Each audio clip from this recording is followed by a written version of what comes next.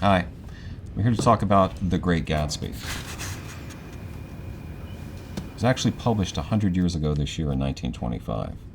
There's a lot to talk about with this book, from the themes of class, the American dream, what happens when that dream goes sour, what happens to someone who seems to have it all then loses it all. It's also the story of Scott Fitzgerald not really knowing what he wanted to call the book as he got through it. At one point, he was going to call it Among the Ash Heaps and Millionaires, which is a terrible title, and has we would probably not be reading it today if it wasn't The Great Gatsby, but maybe so, because the book itself is such a wonderful story, and I would like to read from it now.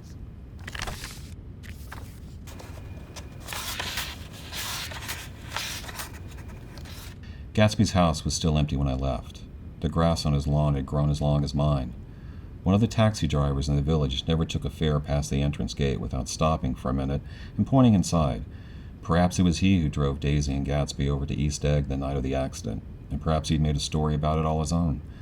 I didn't want to hear it. I avoided him when I got off the train. I spent my Saturday nights in New York because of those gleaming, dazzling parties of his were with me so vividly that I could still hear the music and the laughter, faint and incessant, from his garden and the cars going up and down his drive. One night I did hear a material car there and saw its light stop at the front steps, but I didn't investigate. Probably it was some final guest who'd been away at the ends of the earth and didn't know the party was over.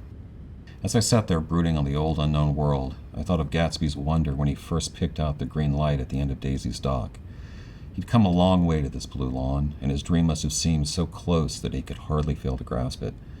He did not know that it was already behind him, somewhere in the back, in that vast obscurity behind the city, where the dark fields of the Republic rolled on under the night. Gatsby believed in the green light, the orgiastic future that year by year recedes before us.